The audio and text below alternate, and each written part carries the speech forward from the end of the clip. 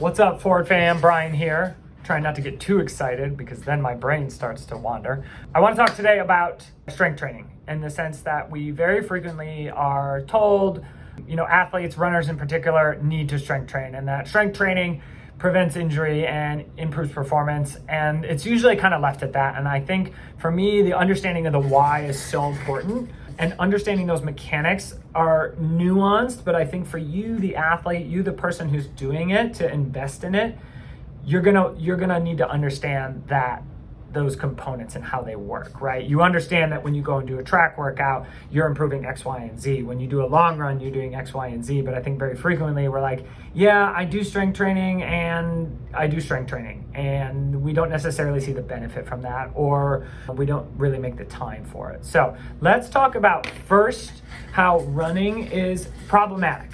I didn't say bad, I said problematic.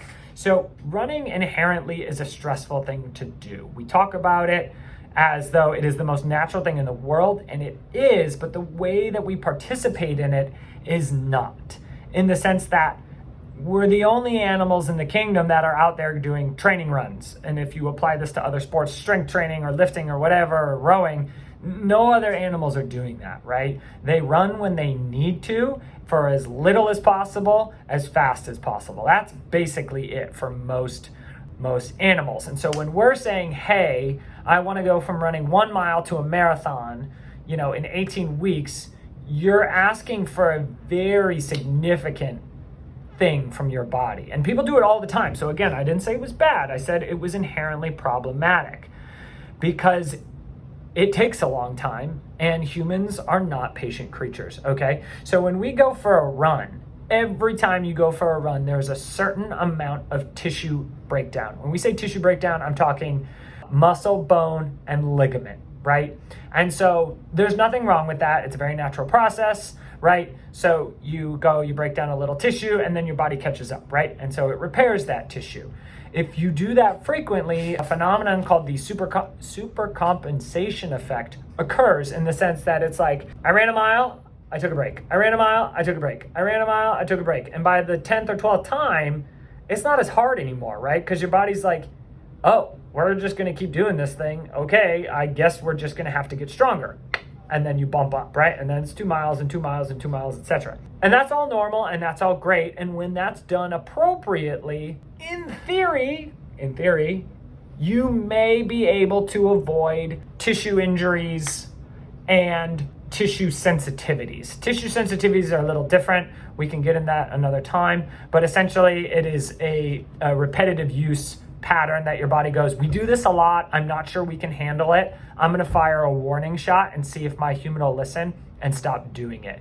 That's usually something from your nervous system, and it usually isn't a result of tissue damage or tissue trauma. It's more like mechanical use, okay? So going back to the breakdown, the reason that we start to experience pain and soft tissue injuries in some cases is we are exceeding the rate at which tissue breaks down and tissue can be repaired, right? So when that happens consistently and you don't catch up, you can end up having an injury, right? So here's the question, where does strength training come into this? It has a couple benefits. The first benefit is that it is a varied stress, meaning your body is just getting used to pounding and pounding and pounding and pounding. And to some extent, again, it can adapt, but oftentimes it struggles to do that. By adding a new stimulus, you are stressing your body in a different way that is often less stressful than the pounding of the road, right? So as long as if it adds to the entirety of a plan and isn't contributing to overtraining, then strength training can help you build what's called tissue capacity or tissue tolerance. Tissue capacity is literally going to come in the form of, I can run, 5 miles a day and 4 days a week, and my body is good with that. And the reason it can do that is because of this capacity number, and it's total pounds of stress, essentially, is the easiest way to think about it. And that's every step you take, the ground reaction forces, the weight of your body, etc. So if your capacity is here and you don't strength train, adding strength training will go in and say, okay, my tendons can now tolerate a little bit more. My muscles can tolerate a little bit more. My bones can tolerate a little bit more, in the sense that if the capacity is higher, the breakdown per mile is less. Meaning you're not breaking down as much because your body's like, this is no problem. I can, back squat 300 pounds, running a mile is no big deal. Okay. The other way that this helps is tolerance.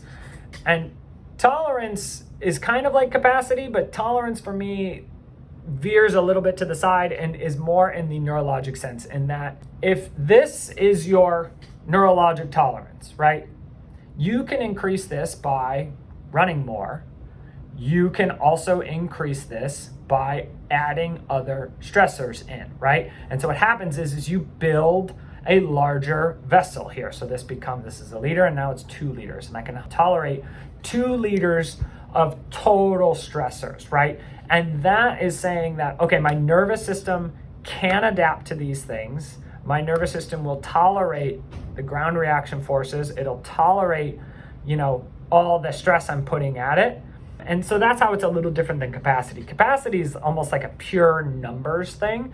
And tolerance is more of a general preparedness thing, right? If your general fitness is higher, you're less likely to get injured running. Let's see if I hit all the talking points I wanted to here. Yeah, I think that's pretty good.